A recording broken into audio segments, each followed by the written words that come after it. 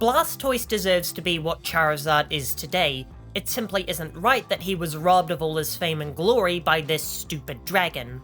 First, let's compare the two Pokemon. Blastoise is a turtle with goddamn water cannons on his back.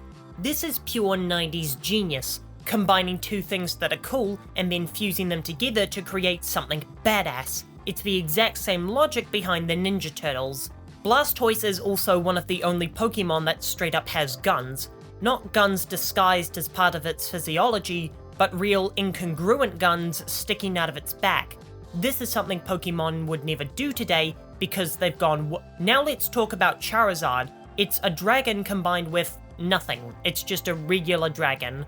I suppose that it's bipedal, which is something, but it's a victim of Gen 1's basic design philosophy where they couldn't be too complex because they were Game Boy sprites.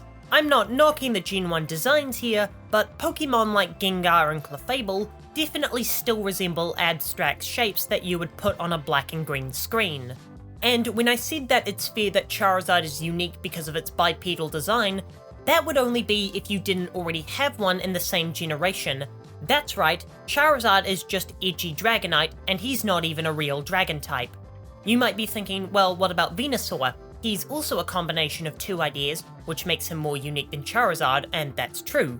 But the stigma against Venusaur comes from how Nintendo of America didn't give him any respect by not releasing a version of Pokemon with him on the cover. It was red and blue after all. Meanwhile, Japan made the grievous error of not releasing a Blastoise version of the game by making red and green, so it's apparent why Charizard became one of the most popular Pokemon, because he's the only one who appeared on the cover in both regions. I shudder to think about if Nintendo of America hadn't changed the cover Pokemon for the West. Would we regard Blastoise fans the same way we do Venusaur fans?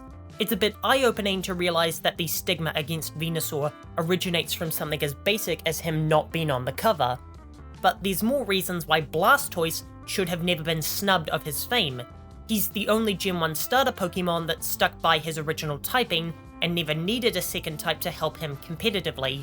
See, Water is a great type because it only has two weaknesses, making it an incredible type defensively. There's no type you can pair with Water to give it less than two weaknesses without giving it a quad weakness to Grass, so adding another type to Water usually only means it gets more weaknesses.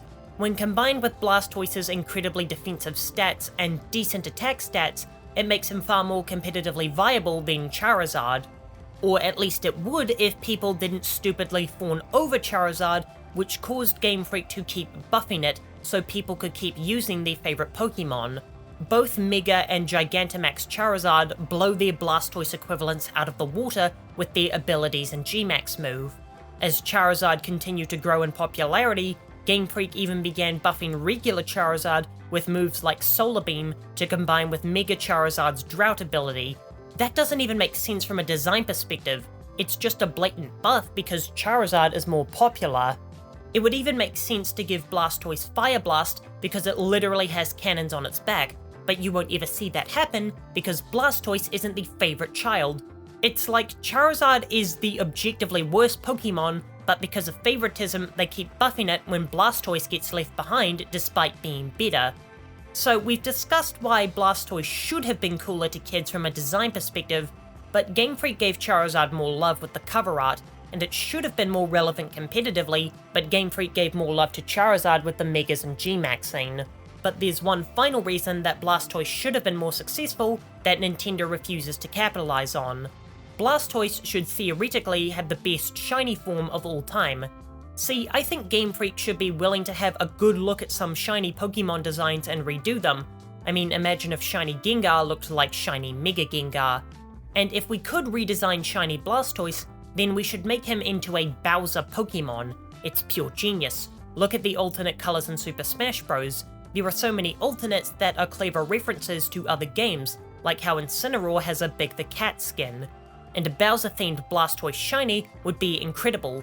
They both fit the design of bulky bipedal badass turtles, and they're both two of Nintendo's most iconic characters, so a bit of corporate synergy between the two franchises could rightfully make Blastoise more popular in the shiny hunting community. The truth is, Nintendo has everything they need in order to put Blastoise on top where he deserves to be.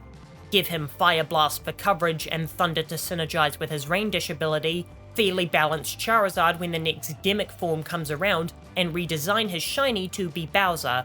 But I know this will never happen, and that Blastoise will forever be relegated to second place amongst the starters, but I can still dream about the timeline that could have been. I'll be back in 2 days. In the meantime, here's a video about the possible new Colossian forms we could see in Pokemon Legends ZA.